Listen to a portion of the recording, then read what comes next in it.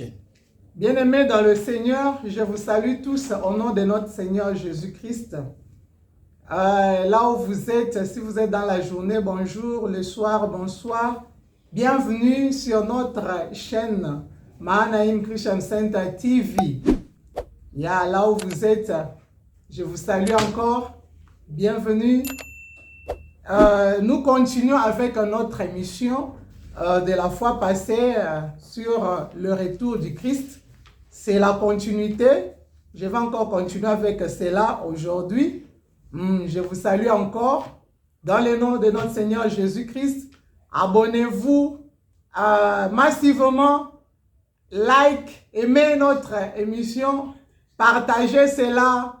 Que le Seigneur vous bénisse. Je sais que Dieu va te bénir pour avoir écouté ces messages. La Bible nous dit heureux. C'est pourquoi je voulais introduire par dire c'est que la Bible nous dit dans Apocalypse que heureux c'est lui, Apocalypse 1, verset 3.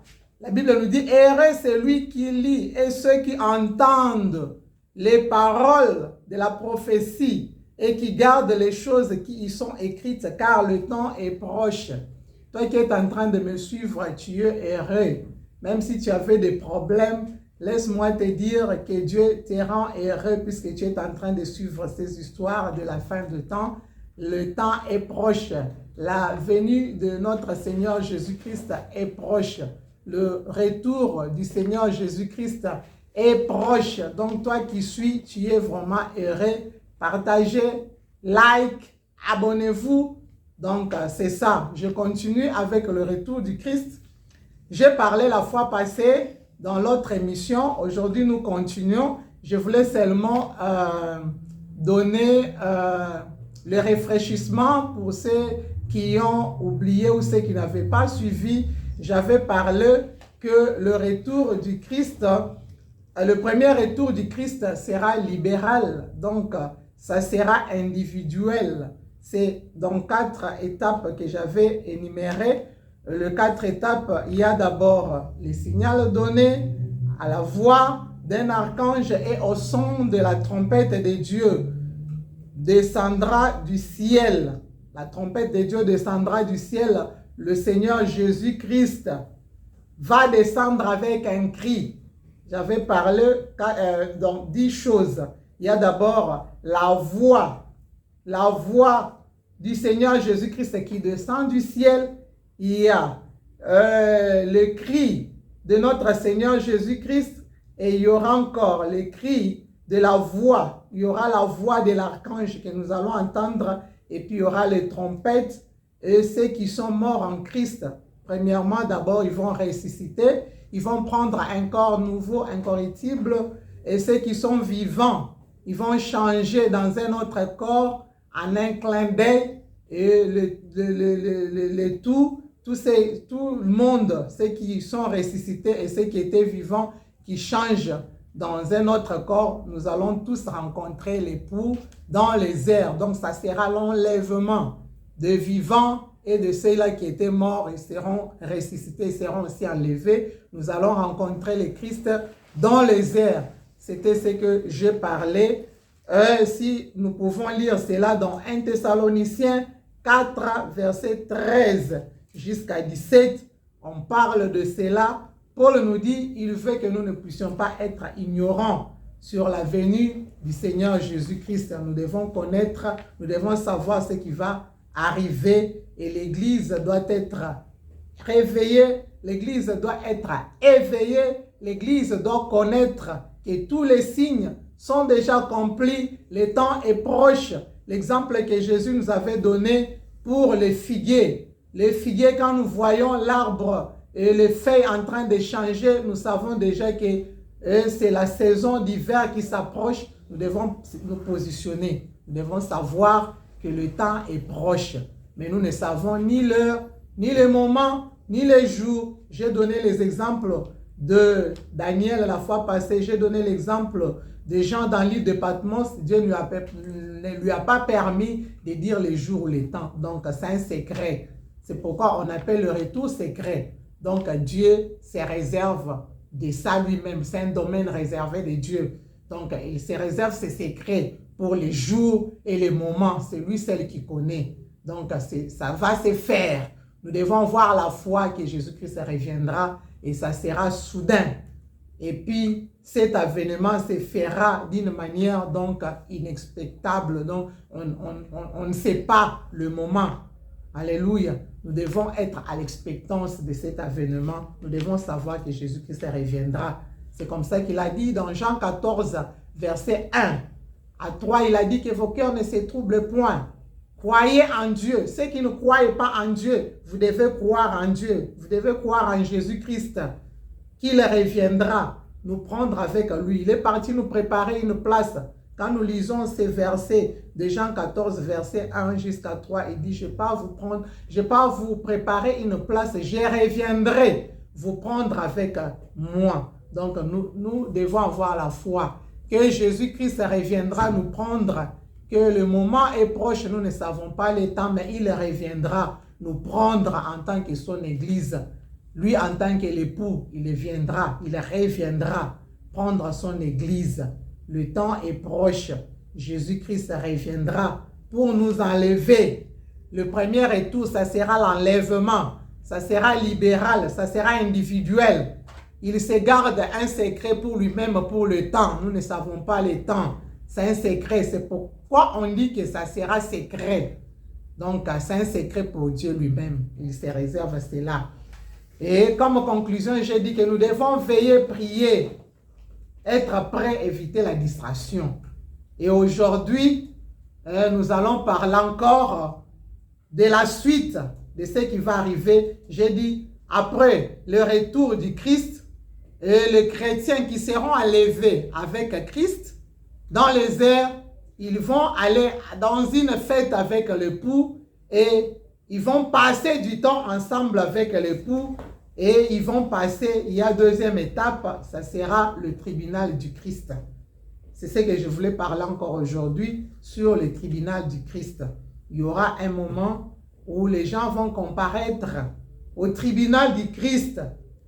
Ça ne sera pas un tribunal pour le jugement. Non, la Bible nous dit dans 2 Corinthiens 5, verset 10. Je peux lire rapidement. 2 Corinthiens 5, verset 6. Et verset 10 plutôt. 2 Corinthiens 5, verset 10. Nous lisons au nom de Jésus.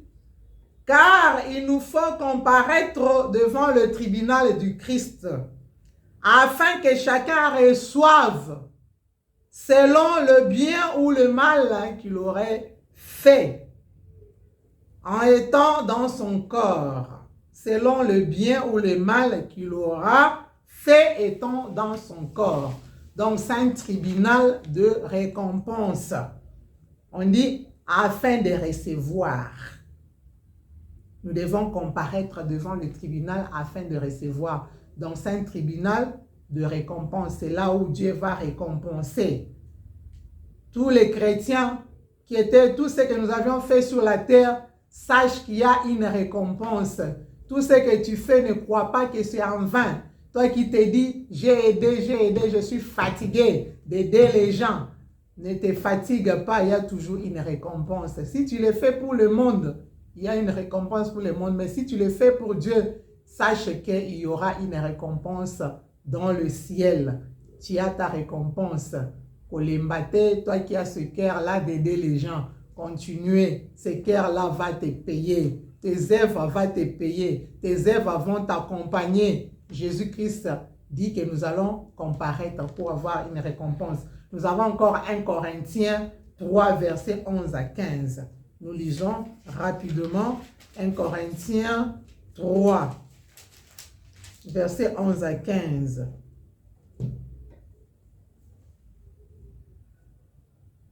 Car personne ne peut poser un autre fondement que celui qui a été posé, savoir Jésus-Christ. Or, si quelqu'un bâtit sur ces fondements avec de l'or, de l'argent, des pierres précieuses, du bois, des foins, du chaume l'œuvre de chacun sera manifestée. Alléluia.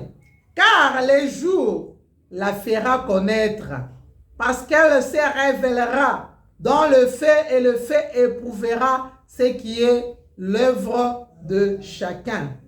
Le verset 14 dit, si l'œuvre bâtie sur quelqu'un, sur le fondement subsiste, il recevra une récompense. Si l'œuvre de quelqu'un est consumée, il prendra sa récompense pour lui, il sera sauvé comme au travers le feu. Alléluia.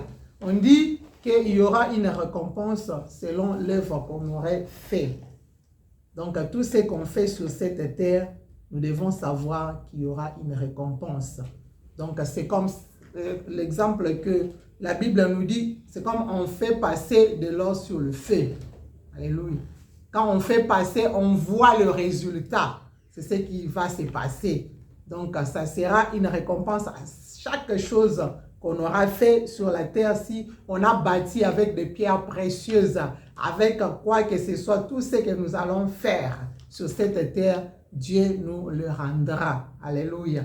Ce sont des récompenses. Il y a aussi 1 Corinthiens 9, versets 14 à 27. 1 Corinthiens 9, 14 à 27.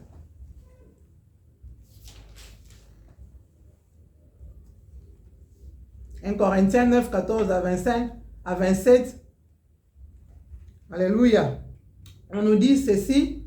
De même aussi le Seigneur a ordonné à ceux qui annoncent l'évangile de vivre de l'évangile.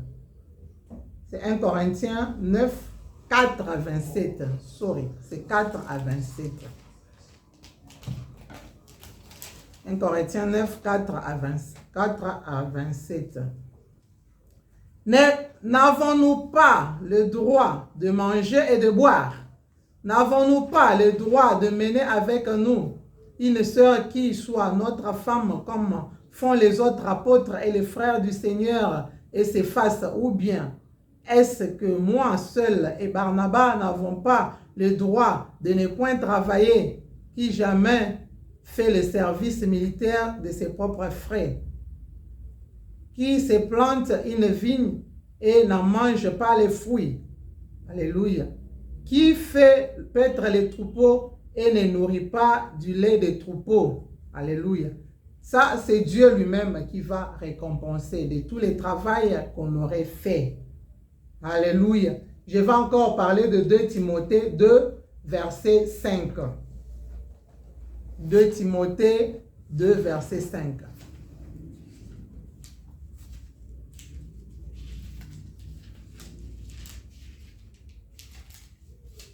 De Timothée 2, verset 5. Nous lisons rapidement. De Timothée 2, verset 2 à 5. Et ce que tu as entendu de moi en présence de beaucoup de témoins, confie-le à des hommes fidèles qui soient capables d'enseigner aussi aux autres. Souffre avec moi un bon soldat de Christ, de Jésus-Christ. Il n'est pas de soldat qui s'embarrasse des affaires de la vie, qu'il fait pleurer à celui qui l'a enrôlé. Et l'athlète n'est pas couronné s'il n'a pas combattu souvent le règle. Amen. Donc, on ne va pas te couronner si tu n'as pas combattu selon les règles. Donc, il y aura des couronnes, bien-aimés. Alléluia. Il y aura des couronnes que Dieu va donner. Les critères d'abord, dans ces tribunaux du Christ, les critères d'abord, c'est l'obéissance à la grande commission. Si tu avais obéi, tu vas recevoir quelque chose dans ces tribunaux. L'obéissance à la grande commission. Dieu nous a donné la grande commission, allez et faites de toutes les nations mes disciples. Dans Matthieu 28, 18 à 20. On peut lire rapidement.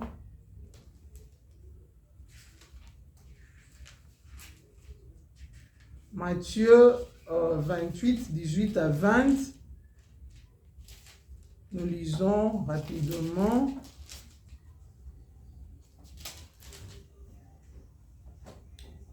Jésus s'étant approché leur parla ainsi. Tout pouvoir m'a été donné dans le ciel et sur la terre. Allez, faites de toutes les nations des disciples, les baptisant au nom du Père, du Fils et du Saint-Esprit. Alléluia. Et enseignez-leur à observer tout ce que je vous ai prescrit. Et voici, je suis avec vous tous les jours jusqu'à la fin des jours. Jésus-Christ est avec nous jusqu'à la fin des jours. Il nous a donné ces grandes commissions d'aller et faire de toutes les nations les disciples. Bien-aimés, il faut le faire, puisqu'on va nous le redemander encore dans ces tribunaux si tu l'as fait ou non. Alléluia, chacun de nous est responsable de ces grandes commissions. C'est que Dieu nous a recommandé, c'est que Jésus-Christ nous a laissé. Alléluia. Il y a encore ce qui, comme critère sur le tribunal du Christ, il y aura encore si les gens qui ont entendu de notre victoire sur le péché. Alléluia. Nous avons Romains 6, versets 1 à 4. Notre victoire sur le péché. Romains 6, versets 1 à 4. Nous lisons Romains 6, versets 1 à 4. Nous lisons rapidement. Que dirons-nous donc? Demeurions-nous dans le péché afin que la grâce abonde? Alléluia. Les critères sur le péché, si nous avions vaincu le péché quand nous étions sur la terre. C'est aussi l'un des critères. Sur le tribunal du Christ, Dieu va nous le rendre compte. Dieu va nous demander sur cela si nous avions vaincu le péché sur la terre. Notre maîtrise sur notre langue aussi sur la terre. Jacques 3, versets 1 à 9.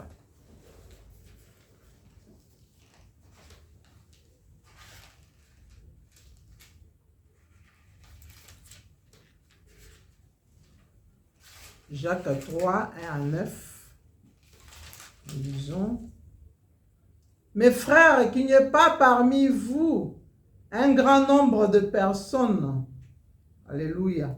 C'est Jacques 3, 1 à 9. Un grand nombre de personnes qui se mettent à enseigner, car vous ne savez que nous serons jugés plus sévèrement. Alléluia. Nous branchons tous de plusieurs manières.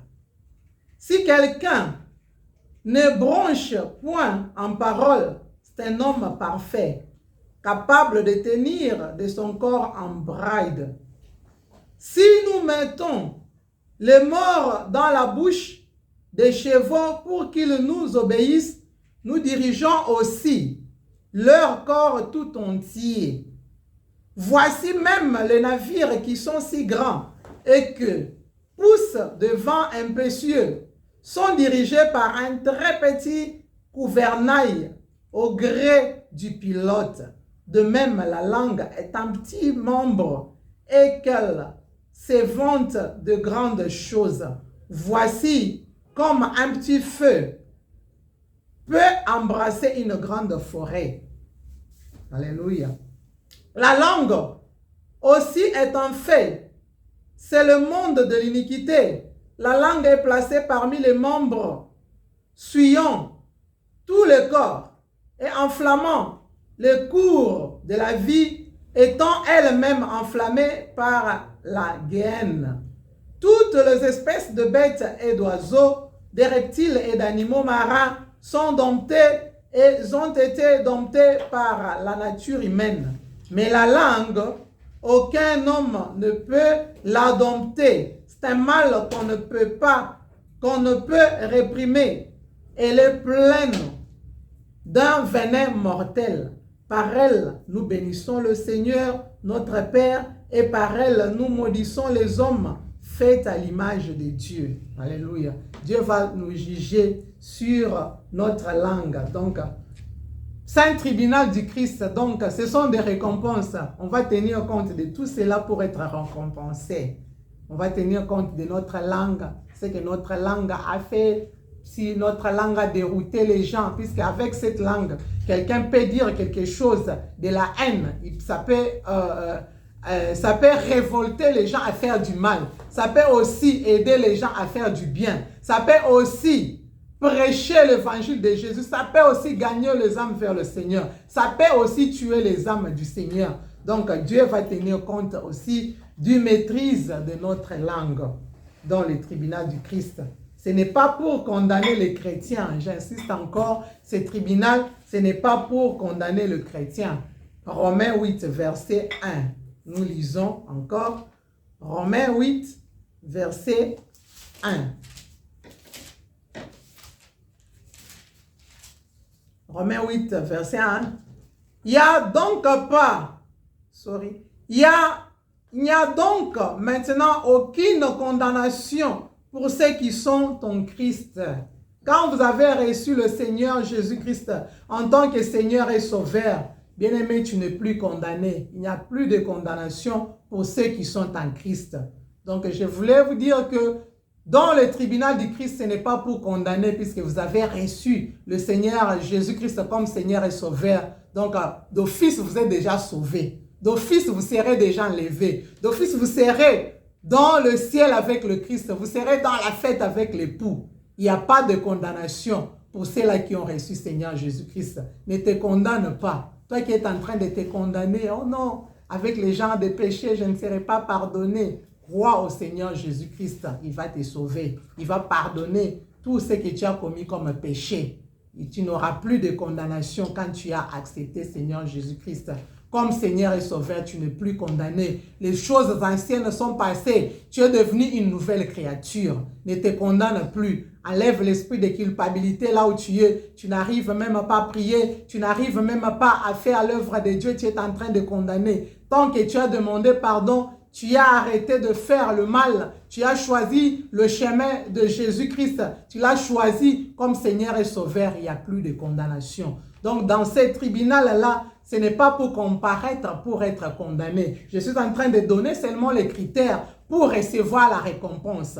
Il y aura de récompenses, il y aura de couronnes, bien-aimés. Nous devons seulement faire du bien sur la terre pour que Dieu puisse nous récompenser. Toute l'œuvre que nous faisons sur cette terre, sache que cette œuvre va nous accompagner. Ça ne va pas partir en vain. Tous les biens que tu fais ne va pas partir en vain. Arrête de dire que j'ai beaucoup aidé, je ne vais plus encore aider puisque je suis toujours déçu. Si tu es en train de le faire pour que les hommes puissent te rendre quelque chose, bien-aimé, tu es en train de faire un travail en vain. Mais si tu le fais pour Dieu, sache que c'est Dieu-là. La personne pour laquelle tu le fais, c'est lui-là qui va te récompenser. Tu ne vas pas perdre. Et je donne l'exemple de moi-même. Les gens qui m'ont aidé dans la vie, ce ne sont pas les gens que moi j'ai aidés.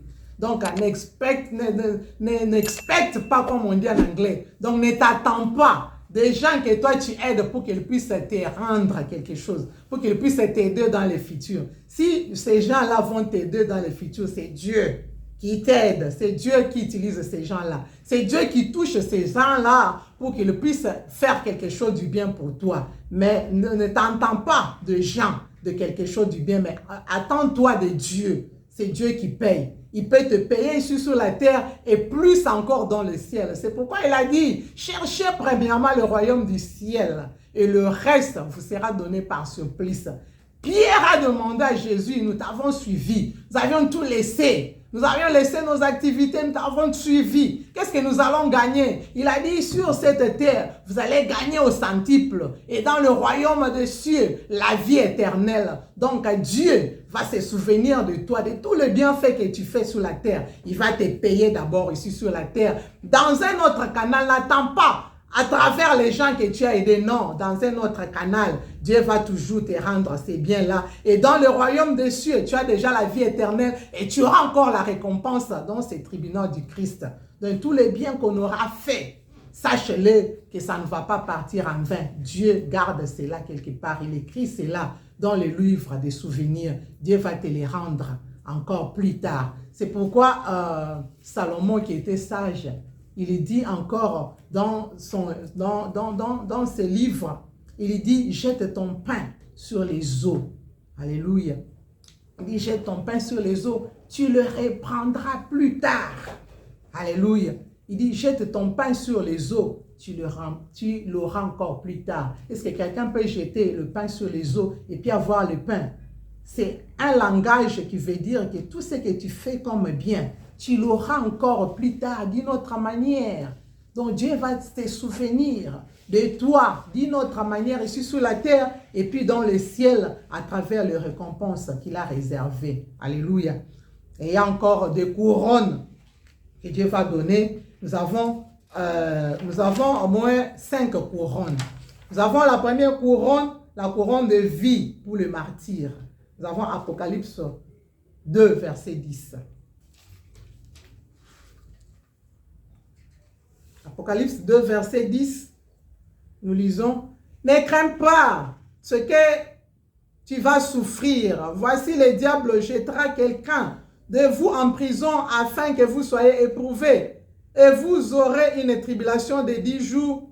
Sois fidèle jusqu'à la mort et je te donnerai la couronne de vie. » Ça, c'est pour les martyrs, les gens qui sont morts pour l'œuvre de Dieu, les gens qui sont tués à cause de Dieu. Dieu va leur rendre la couronne de la vie.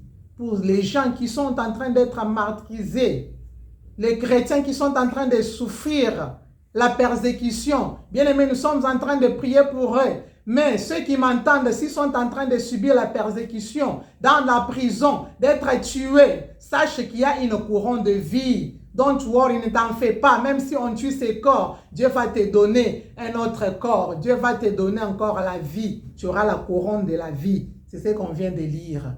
Bien-aimé, je t'encourage, n'aie pas peur. N'aie pas peur si on te tue pour la gloire de Dieu, si on te tue pour l'évangile, tu auras la couronne de la vie. Il y a encore la couronne de justice. 2 Timothée 4, versets 6 à 8. 2 Timothée 4, 6 à 8. Nous lisons rapidement.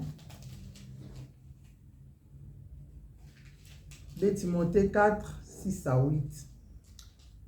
Car pour moi, je sers déjà de libération et le moment de mon départ s'approche. J'ai combattu le bon combat. J'ai achevé la course, j'ai gardé la foi. Désormais, la couronne de justice m'est réservée. Le Seigneur, le juste juge, me la donnera dans ces jours-là. Alléluia. Et non seulement à moi, mais encore à tous ceux qui auront aimé son avènement. Alléluia. Alléluia. La couronne de la justice.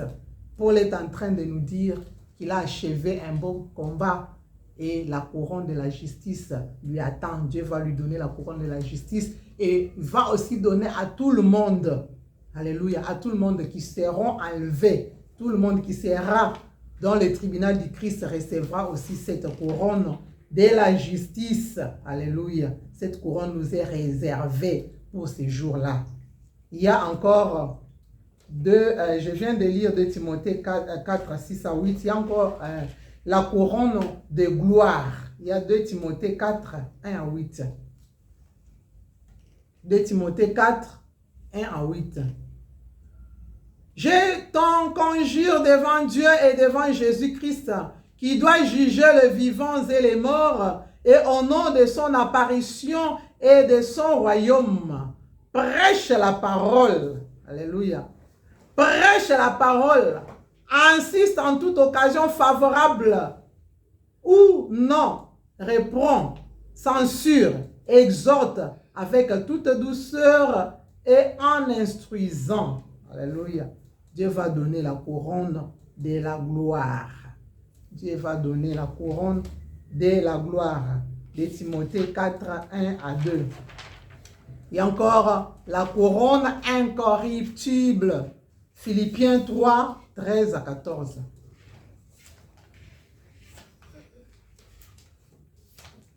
Philippiens 3, 13 à 14.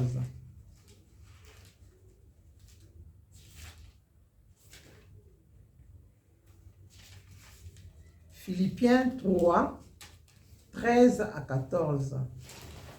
Nous lisons au nom de Jésus.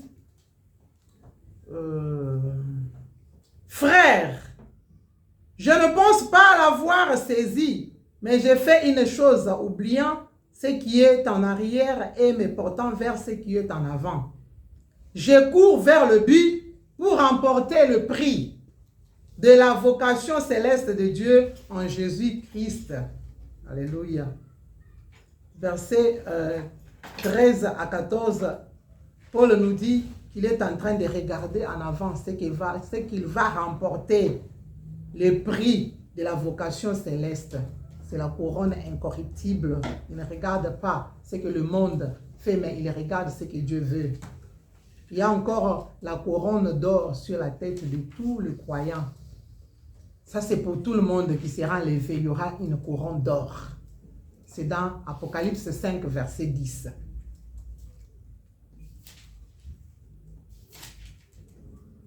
Apocalypse 5, verset 10. Nous lisons. Tu as fait d'eux un royaume et de sacrificateurs pour notre Dieu, et ils régneront sur la terre. Alléluia. Alléluia. Dieu va donner une couronne d'or à tout le monde. Nous allons régner sur la terre. Et puis il y aura des récompenses. Comme je disais, il y aura des récompenses pour chaque chrétien. Il y aura des récompenses. Il y aura des récompenses pour chaque chrétien. Alléluia. La première récompense pour chaque croyant qui était à la conduite face à l'adversité. Il y a Matthieu 5, versets 11 à 12. Nous lisons Matthieu 5, versets 11 à 12.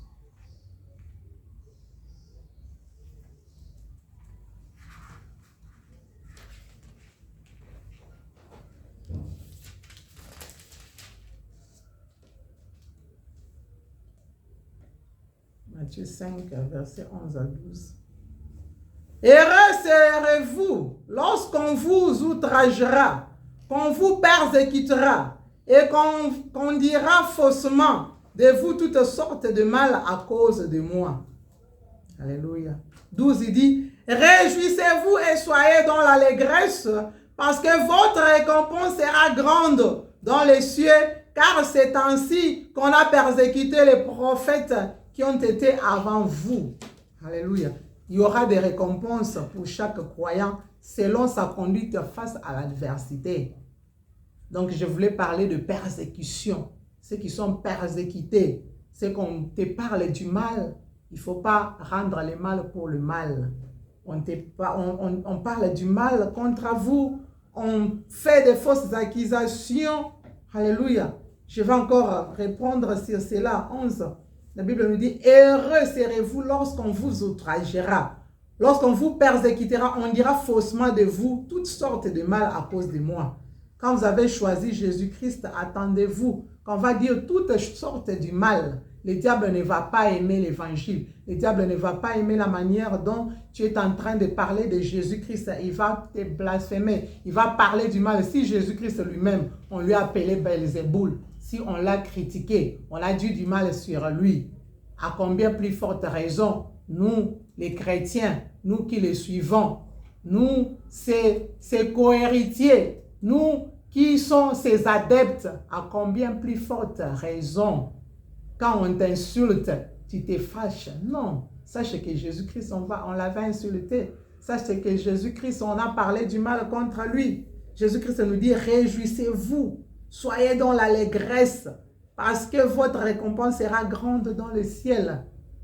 Ne t'inquiète pas, sois dans la joie. Ne te fâche pas quand on dit du mal sur toi. Au contraire, Jésus dit, réjouissez-vous, donc soyez dans l'allégresse. Il sait qu'on va parler du mal sur nous. Il sait qu'on va nous injurier. Même quand je suis en train de parler, d'autres gens vont m'injurier. D'autres gens vont dire du mal, mais je suis en train de prêcher l'évangile. Je suis en train de réveiller les chrétiens qui s'endorment pour être prêts pour l'avènement de notre Jésus-Christ. Je suis en train de dire aux chrétiens, de les encourager, de savoir qu'il y aura une récompense, qu'ils doivent faire du bien. Mais le diable n'est pas content, bien aimé. Le diable va dire du n'importe quoi. Le diable va nous calomnier. Le diable va dire du n'importe quoi. Il va nous injurier. Mais Jésus-Christ dit, on doit être heureux. Donc, on doit nous réjouir. Ça ne va rien me faire. Même si tu m'insultes à cause de l'évangile, ça ne va rien me faire. Mais au contraire, je serai dans la joie. Dieu me rendra encore heureuse. Dieu va encore me payer encore avec la récompense. Alléluia, dans le ciel, dans son royaume. Je ne m'inquiète pas sur tout ce que tu peux dire du mal, tout ce que le diable peut dire du mal sur cet évangile. Mais je sais qu'il y a une récompense. Même pour toi qui suis, Dieu est en train d'être content avec toi. C'est pourquoi Apocalypse dit, heureux ceux qui suivent ces messages de la fin du temps, puisque le temps est proche. Bien-aimé, il y a la récompense encore, je dis, la première récompense pour la conduite face aux adversités, donc face aux critiques, face aux persécutions, face aux histoires qui viendront pour nous opposer, face à l'opposition, la conduite, tu dois garder ta conduite dans le Seigneur. Il ne faut pas te décourager. Il ne faut pas laisser puisque les gens parlent. Il ne faut pas abandonner puisque les gens critiquent. Garde ta conduite dans la voie de Dieu. Garde toujours ta foi. Ne perds pas ta foi à cause des gens de ce monde, à cause du diable qui va toujours utiliser les gens pour te décourager. Garde toujours ta conduite. Il y a une récompense. C'est pourquoi Jésus dit heureux. Alléluia. Il y a aussi la récompense dans les détails de la vie. Colossiens 3, 23, 24. Colossiens 3, verset 24. Nous lisons.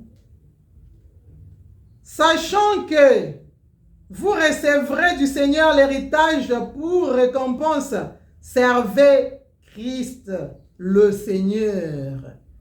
Car, alléluia, Colossiens 3, 23, 24, alléluia, je voulais partir à 25, mais je me limite là. La Bible nous dit, sachant que vous recevrez du Seigneur l'héritage pour récompense, servez Christ le Seigneur.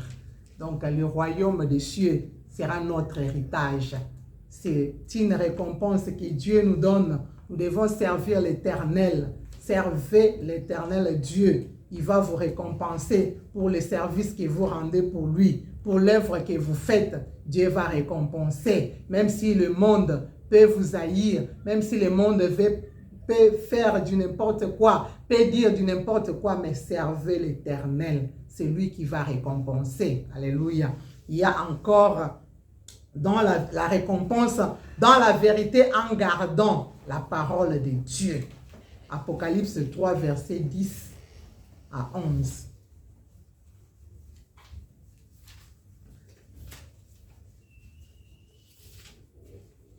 Apocalypse 3, verset 10 à 11.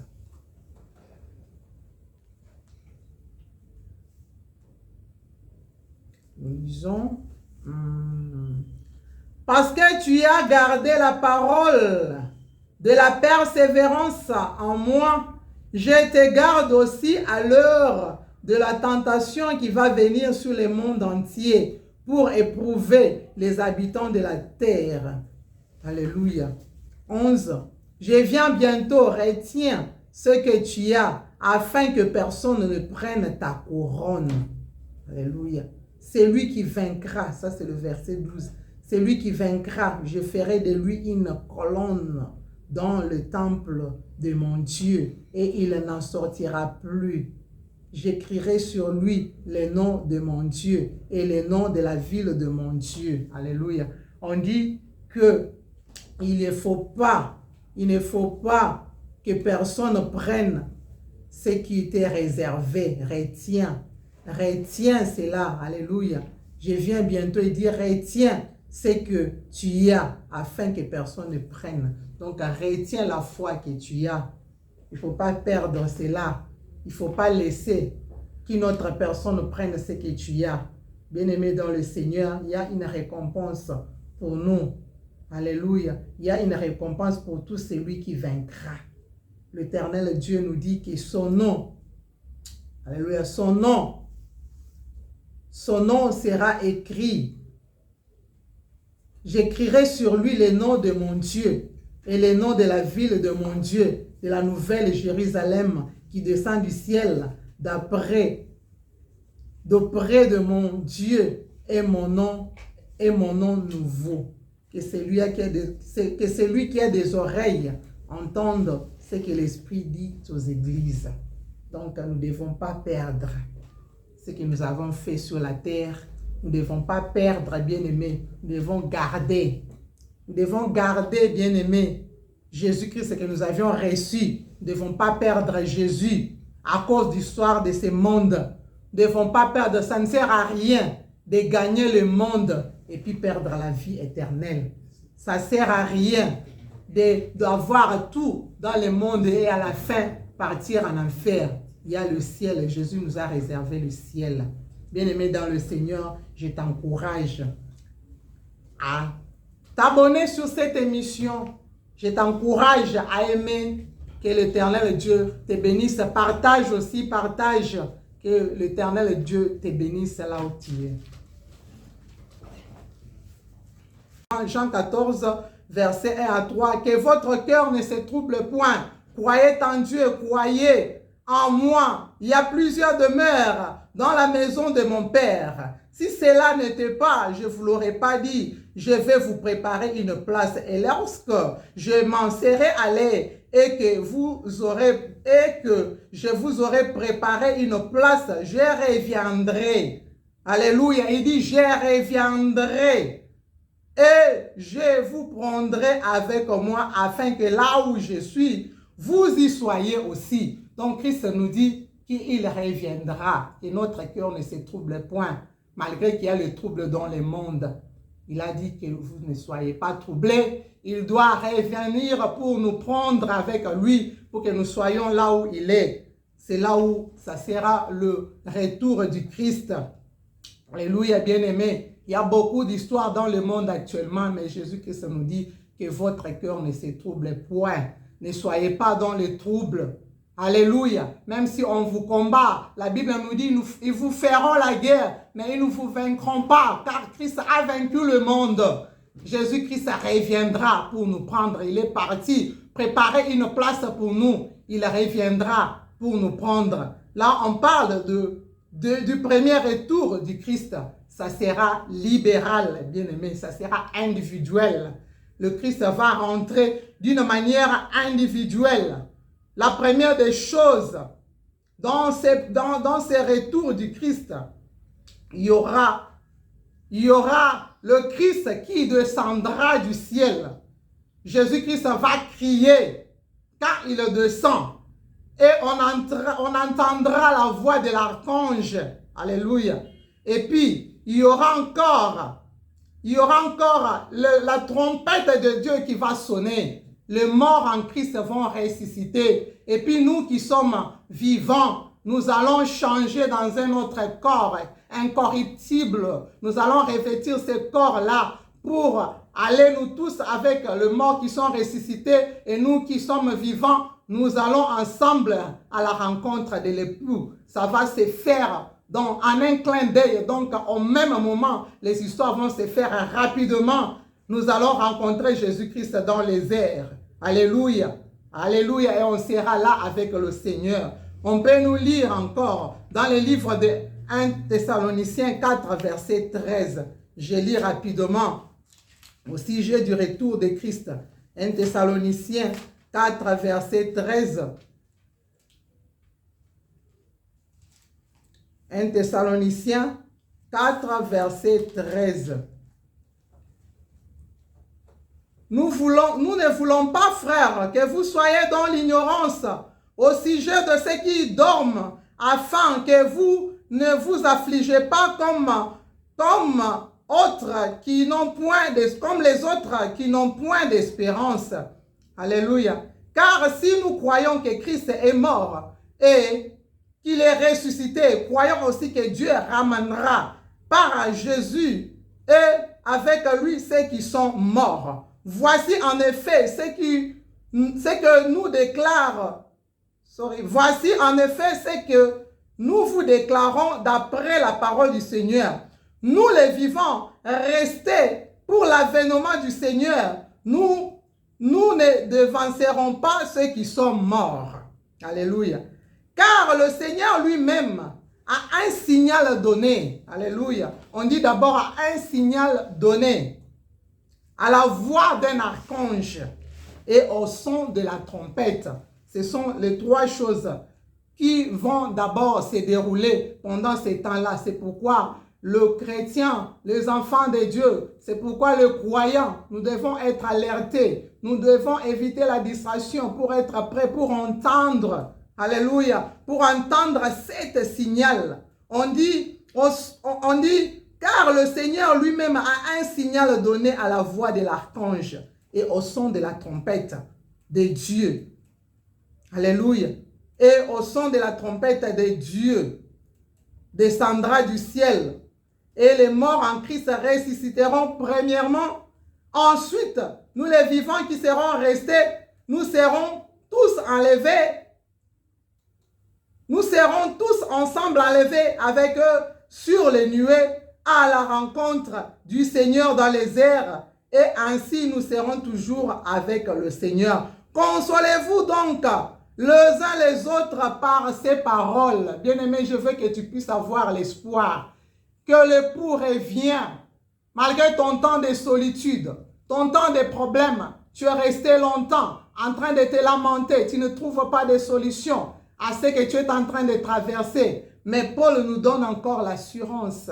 Cette parole nous donne encore la consolation. Nous devons savoir que l'époux reviendra. Alléluia. Mais nous devons être alertés. Nous devons être éveillés pour suivre les sons de la trompette, pour écouter les sons de la trompette du Seigneur. Alléluia. On dit en un signal donné, la voix d'un archange et au son de la trompette de Dieu descendra du ciel.